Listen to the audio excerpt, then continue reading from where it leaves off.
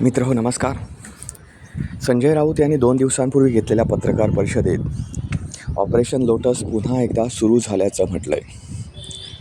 आता संजय राऊत ही त्यांच्या पक्षाच्या भूमिका मांडण्याऐवजी दुसऱ्याच पक्षांच्या काही जाहिराती करीत असतात. हे महाराष्ट्राला काही नवीन नाही. तरीसुद्धा त्यांनी बोललेल्या या विधानामध्ये कितपत तथ्य आहे याविषयी आज आपण बोलणार आहोत. तर व्हिडिओ कुठेही स्किप न करता शेवटपर्यंत पाहायला विसरू नका. मित्रांनो नमस्कार. तुम्ही पाहताय विचार मोदी. मित्रांनो, ऑपरेशन लोटस ज्याचा उल्लेख संजय राऊत यांनी केला, ते ऑपरेशन लोटस म्हणजे नेमकं काय आहे, त्यांना कशाबद्दल काय बोलायचं आहे ते पहिले आपण जाणून घेऊया. संजय राऊत यांच्या म्हणण्यानुसार अजित पवार गटामध्ये गेल्या काही दिवसांपासून सुनेत्रा पवार ज्या राष्ट्रीय अध्यक्ष आहेत त्या पक्षाच्या, त्यांनी धडाकेबाज पक्षांतर्गत निर्णय घेण्याची काही सुरुवात केलेली आहे. त्यामुळे काही आमदार नाराज असल्याची भूमिका ह्यांनी संजय राऊत यांनी या पत्रकार परिषदेत मांडली होती. त्यांच्या मतानुसार सुनेत्रा पवार यांनी घेतलेल्या निर्णयामुळे आणि प्रफुल्ल पटेल, सुनील तटकरे यांचा या पक्षावर असलेला वर्चस्व पाहता 20 ते 25 आमदार सध्या नाराज आहेत आणि प्रफुल्ल पटेल यांच्यासह ते भाजपमध्ये जाण्याची शक्यता यांनी वर्तवलेली आहे. आता भाजपमध्ये एवढा जर 20-25 आमदारांचा गट गेला तर परत एकदा कायदेशीर पेच निर्माण होतो की अजित पवार राष्ट्रवादी पक्ष जो आहे तो खरा पक्ष कोणता, सुनेत्रा पवार चालवत आहेत तो, की हा गट जो एवढा मोठा बाहेर पडला त्यांचा जो पक्ष असेल किंवा त्यांचा पक्ष खरा असेल की सुनेत्रा पवारांचा, हा परत एकदा कायदेशीर पेच निर्माण होऊ शकतो. तर दुसरीकडे एकनाथ शिंदे यांच्या गटातील आमदारसुद्धा, बरेच आमदार नुसते आमदार नाहीत, बरेच आमदार हे नाराज आहेत आणि ते सुद्धा भाजपमध्ये जाण्याची शक्यता आहे. मित्रांनो, आता या प्रकरणात तथ्य कितपत आहे ते आपण पाहणार आहोत. तसं ज्यावेळी मुख्यमंत्रीपदी देवेंद्र फडणवीस यांची निवड झाली त्यावेळी नाराज असलेले एकनाथ शिंदे हे त्यांच्या सातारा जिल्ह्यातील मूळ गावी गेले. आपण हवापालट करण्यासाठी आल्याचं विधान त्यांनी त्यावेळी केलं होतं, पण प्रत्यक्षात त्यांच्या काही अटी होत्या की सुरुवातीला त्यांची अट होती की मुख्यमंत्रीपदी मीच बसणार. मग त्या अटीमधून त्यांनी 2 पावलं मागे येण्याचा निर्णय घेतला. मग त्यांनी महत्त्वाची काही खाती मागितली. गृहमंत्रीपद त्यांच्याकडे हवं असं त्यांनी मागणी केली होती. मात्र दुसरीकडे देवेंद्र फडणवीस यांनी कोणतीही भूमिका मांडली नाही. त्यांनी जे काही स्लो पॉयझन म्हणतात, ते स्लो पॉयझनचं इंजेक्शन जे सगळ्यांनाच वापरलं जातं, ते स्लो पॉयझनचं इंजेक्शन त्यांनी एकनाथ शिंदे यांना दिलं आणि एकनाथ शिंदे आपोआप कोणतीही अट न ठेवता मुंबईमध्ये परतले आणि शपथविधी कार्यक्रमाला उपस्थित राहिले. शपथविधी झाला त्यांचा उपमुख्यमंत्री म्हणून. त्यांना आता पाहताय तुम्ही, नगरविकास खातं फक्त त्यांच्याकडे आहे. बाकी सर्व महत्त्वाची खाती ही भाजपने स्वतःकडे ठेवलेली आहे. अर्थमंत्री हे खातं जे होतं ते फक्त त्यांनी अजित पवार यांच्याकडे दिलं होतं. बाकी सर्व महत्त्वाची खाती ही भाजपने स्वतःकडे ठेवलेली आहेत. आता असं कोणतं स्लो पॉयझनचं इंजेक्शन देवेंद्र फडणवीस यांनी एकनाथ शिंदे यांना दिलं होतं, तर ते असं होतं मित्रांनो, भाजपला एकनाथ शिंदे हे जड होत आहेत. ज्यावेळी प्रकरण प्रत्यक्षात घडलं होतं त्यावेळीसुद्धा मी त्याचं विश्लेषण करताना ही गोष्ट सांगितली होती की एकनाथ शिंदे जर वरचढ झाले, आपल्या डोक्यावर बसले, तर त्यावेळी नेमकं काय करायचं याचा प्लॅन बी भाजपने ऑलरेडी रेडी ठेवलेला आहे. कारण उपमुख्यमंत्रीपदासाठी इच्छुक एक उमेदवार एकनाथ शिंदे यांच्या गटात सध्या कार्यरत आहे आणि तो त्यांच्याबरोबर राहणारा गट आहे तो वाढवण्याच्या तयारीत आहे, वाढवतो आहे. एकनाथ शिंदे यांना त्याची कुणकुण थोडीफार लागलेली आहे, पण काय करू शकत नाही अशी अवस्था आहे. त्या व्यक्तीचं नाव आहे आमदार उदय सामंत. कोकणातील रत्नागिरी जिल्ह्यातून निवडून आलेले आमदार उदय सामंत जे सध्या उद्योगमंत्री आहेत,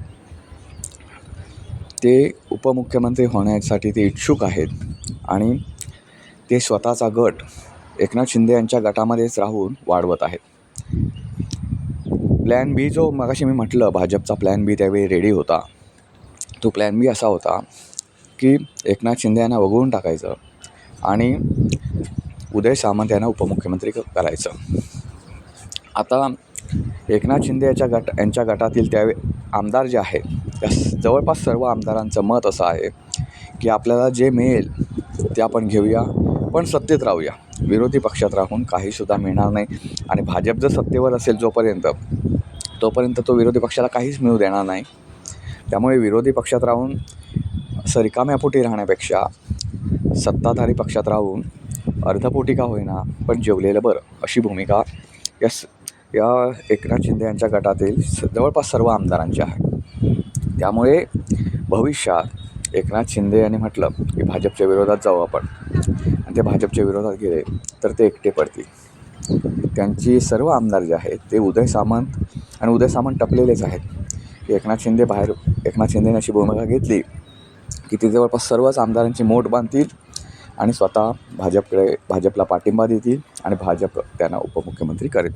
हा प्लॅन बी जो आहे तो सध्या भाजपने रेडी ठेवलेला आहे आणि जो संजय राऊत यांनी दावा केलेला आहे तो का आताचा दावा नाही, हा जुना दावा आहे. पण तो कधी होईल हे माहिती नाही, पण जेव्हा कधी होईल तेव्हा त्याचा प्लॅन बी हा रेडी भाजपने ठेवलेला आहे.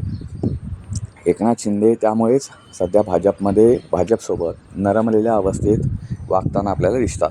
कुठेही ते आक्रमक फार होताना दिसत नाही. फक्त सातारा जिल्हा परिषदेमध्ये जेव्हा अध्यक्षपदाच्या निवडणुकीत भाजपनं ज्या प्रकारे राजकारण केलं त्यावेळी फक्त ते विधानसभेत बोलले आणि त्यावेळी मोठी घोडचूक ही भाजपची होती हे सरळ दिसतं आहे. त्यामुळे आणि विधानसभेत बोलल्यामुळे देवेंद्र फडणवीस यांनासुद्धा फार काही बोलता आलं नाही, कारण चूक त्यांच्याच पक्षाची होती. त्यामुळे त्यांनी या सर्व प्रकरणाची चौकशी केली जाईल असं एक वाक्यात उत्तर दिलं आणि विषय संपवून टाकला. आता येऊया आपण मित्रांनो अजित पवार यांच्या गटाकडे.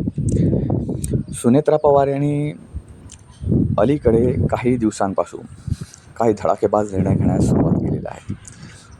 म्हणजे रुपाली चाकणकर यांच्या राज्य महिला आयोगाच्या अध्यक्षपदाचा जो त्यांनी राजीनामा दिला तो सुनेत्रा पवार यांच्यामुळे दिला असं म्हणता येणार नाही, कारण सुनेत्रा पवार यांनी तो निर्णय घेण्याची जी घाई करायला हवी होती तेवढी घाई केलेली नाही त्यांनी. त्यामुळे खुद्द मुख्यमंत्री असलेल्या देवेंद्र फडणवीस यांनी या प्रकरणात लक्ष घातलं आणि त्यांनी तो राजीनामा त्यांना कंपल्सरी द्यायला लावला आणि मग तो सुनेत्रा पवारांनी स्वीकारला. पण अजित पवार पक्षाच्या महिला प्रदेशाध्यक्ष ज्या होत्या त्या पदाचा राजीनामा मात्र सुनेत्रा पवार यांनी घेतला. त्यावेळी अजित पवार गटामध्ये 2 गट पडले होते की रुपाली चाकणकर यांचा राजीनामा घ्यायला हवा असा एक गट सांगत होता, तर दुसरा गट त्यांचा राजीनामा घेण्यात येऊ नये, कारण त्या फक्त त्यांच्याकडे जात होत्या. त्यांच्या संदर्भात अजून कोणताही वाईट असा पुरावा सापडलेला नाही की ज्यामध्ये त्यांच्या वाईट कृत्यामध्ये त्या सहभागी होता. त्यांच्यावर करण्यात आलेले हे फक्त आरोप आहेत ते अजून सिद्ध झालेले नाही असा या गटाचं म्हणणं होतं. त्यामुळे हे दोन्ही गटाबाबत निर्णय काय घ्यावा, पण सुनेत्रा पवारांनी त्यांच्या मनानं जे सांगितलं, सुनेत्रा पवारांना स्वतःच्या मनानं जे सांगितलं स्वतःच्या मनाचं त्याने ऐकलं आणि त्यांचा महिला प्रदेशाध्यक्षपदाचा राजीनामा घेतला. आता मित्रांनो दुसरी गोष्ट एक उरते की त्याने केंद्रीय निवडणूक आयोगाला पत्र दिलं. त्यानंतर त्या पत्रात असा उल्लेख केला की 28 जानेवारीनंतर 10 मार्चपर्यंत म्हणजे त्यांची अध्यक्षपदी निवड होईपर्यंत बघा कालावधी त्यांनी कुठला निवडला, अजित पवार यांचं निधन झाल्यानंतर ते सुनेत्रा पवार यांची पक्षाच्या राष्ट्रीय अध्यक्षपदी निवड होईपर्यंतच्या काळात जो काही पत्रव्यवहार इकडे तिकडे केला गेला कायदेशीर प्रक्रियेसाठी, तर तो संपूर्ण पत्रव्यवहार हा रद्द करण्यात यावा, तो रद्द समजावा आणि यापुढचा पत्रव्यवहार जो होईल तो माझ्या सहीनं जो होईल तो ग्राह्य धरण्यात यावा असं त्यांनी पत्र दिलं होतं. या पत्रातसुद्धा स्वतःचा उल्लेख राष्ट्रीय अध्यक्ष केला होता. खजिनदार म्हणून असलेले शिवाजीराव गर्जे अण्णा आहे त्यांचा उल्लेख त्यांनी पदासह केला होता. बाकी सुनील तटकरे, प्रफुल्ल पटेल यांचा फक्त नावं होती त्या याच्यामध्ये पत्रामध्ये, कोणताही पदाचा उल्लेख केला नव्हता. त्यामुळे या दोन्ही नेत्यांनी प्रफुल्ल पटेल आणि सुनील तटकरे यांनी पक्षावर कमांड ठेवलेली आहे, सुनेत्रा पवार यांच्यावर कमांड ठेवलेली आहे असं जे म्हणण्यात येत होतं त्याला कुठेतरी आता एक हळूहळू का होईना पण आक्रमक पवित्रा घेत बगल दिल्याचं बोललं जातं आहे. तर मित्रांनो, प्रफुल्ल पटेल हे अनेक वर्ष राजकारणात आहेत. पक्षीय राजकारणाचा त्यांना बऱ्यापैकी अनुभव आहे. प्रशासकीय पातळीवर असेल किंवा जे बाहेरचं राजकारण म्हणतात त्याचा अनुभव नसला तर पक्षीय राजकारणाचा बराच अनुभव आहे. कशा चाली खेळायच्या, एखाद्याची चाल त्याच्यावरच कशी उलटवायची, ह्या गोष्टी शरद पवार यांच्यासोबत राहून ते शिकलेले आहेत. त्यामुळे त्यांचा सामना करणं सुनेत्रा पवार यांना भविष्यात कितपत जमेल माहिती नाही. पण सुनेत्रा पवार यांनी आत्ता ज्या पद्धतीनं त्यांना एक पावलं बाजूला सारायचा प्रयत्न केलेला आहे, तर त्या प्रयत्नाची परतफेड करण्यासाठी म्हणून ते नाराज आमदारांच्या जखमेवरची खपली काढून त्यांच्यावर फुंकर मारण्याचा प्रयत्न करू शकतात. कारण सुनेत्रा पवार यांच्या कार्याला मर्यादा किती आहेत हे त्यांना माहिती असेल. त्यामुळे त्यांना गाफील ठेवून एक स्वतःचा गट निर्माण करायचा, जो दबाव गट असेल, आणि तो दबाव गट निर्माण करून सुनेत्रा पवार यांना एकाकी पाडून भाजपसोबत जायचं असा प्लॅन त्यांचा असू शकतो. पण सध्या तरी याबाबत कुठलीही वदंता नाही, कुठलीही चर्चा नाही. हे फक्त मीडियाने रंगवलेली चर्चा आहे असं दिसतं आहे. दुसरी गोष्ट म्हणजे सुनेत्रा पवार यांनी 2 दिवसापूर्वी केलेल्या स्टेटमेंटमध्ये असं म्हटलं होतं की पक्षांतर्गत धोका आहे, तो खूप गंभीर आहे, त्याकडे विशेष लक्ष देण्याची गरज आहे. सुनेत्रा पवार यांचं हे विधान पक्षात काही ना काहीतरी चाललं आहे, काही सगळं आलबेल आहे असं नाही, हे सांगून जातं. त्यामुळे सुनेत्रा पवार यांना भविष्यात व्यवस्थित आणि कटाक्ष टाकून पक्षावर नजर ठेवावी लागणार आहे, पक्षातल्या हालचालींवर नजर ठेवावी लागणार आहे. कारण बहुतांशी नेते हे त्यांच्यापेक्षा सिनियर आहेत. ते काय करू शकतील कधी माहिती नाही, कुठे सुरुंग लावतील माहिती नाही. त्यामुळे धनंजय मुंडे असतील, छगन भुजबळ असतील, प्रफुल्ल पटेल असतील, नंतर सुनील तटकरे असतील, ही खूप मोठी फौज आहे ज्याने इतके वर्ष राजकारणात घालवले. आणि सुनेत्रा पवार यांनी अजित पवारांचं राजकारण जवळून पाहिलं असेल, पद्मसिंह पाटलांचं राजकारण जवळून पाहिलं असेल. हे त्याने पाहिलं आहे, अनुभवलं नाही किंवा त्याच्यात त्यांनी प्रत्यक्ष सहभाग घेतला नाही. त्यामुळे एक तिराहितपणे गोष्टी पाहणं आणि आपण त्याच्यात इन्व्हॉल्व होऊन त्या करणं, याच्यामध्ये खूप जमीन आसमानाचा फरक आहे. या कसोटीवर सुनेत्रा पवार कितपत उतरतात हे आता येणाऱ्या काळात आपल्याला दिसेल. पण महत्त्वाचं म्हणजे संजय राऊत यांनी या केलेल्या विधानाची चर्चा काय फारशी होताना दिसत नाही. मित्रांनो, कारण असं आहे, यात संजय राऊतांनी म्हटलं होतं की फेब्रुवारी महिन्यानंतर हे सरकार कोसळेल. असे अनेक फेब्रुवारी आले तर सरकार कोसळण्याऐवजी जास्त बळकट होताना दिसतं आहे आणि विरोधी पक्ष जास्त कमकुवत होताना दिसतो आहे. ह्या संजय राऊत यांना सामाजिक कार्य करण्याची एवढी आवड आहे, राजकीय कार्य करण्याची एवढी आवड आहे की ते सकाळी उठल्यावर हल्ली काय करतात माहिती आहे का, हल्ली त्यांनी स्ट्रॅटेजी बदलले. ते टीकेपेक्षा दुसऱ्या पक्षात काय चाललं तेच सांगतात, स्वतःच्या पक्षातलं काय सांगत नाही. स्वतःच्या पक्षातलं काय सांगायची वेळ आहे तर उद्धव ठाकरेंना विचार असं सांगतात. संजय राऊत हे दुसऱ्याच्या पक्षाचे काय पोपटपंची करायला ठेवलेत का, हा प्रश्न आम्हाला पडल्या वाचून राहत नाही. मित्रांनो, आज जे तुम्हाला सांगितलं की भाजपचा प्लॅन बी रेडी काय आहे, एकनाथ शिंदे यांनी दबावगट निर्माण केला तर भाजप काय करू शकतं, या सर्व गोष्टींबद्दल तुमचं मत काय ते कॉमेंट बॉक्समध्ये नक्की कळवा. व्हिडिओ आवडला तर लाईक करा, शेअर करा, चॅनलला सबस्क्राईब करायला विसरू नका. पुन्हा भेटू पुन्हा एक अशा नवीन व्हिडिओसह. तोपर्यंत नमस्कार.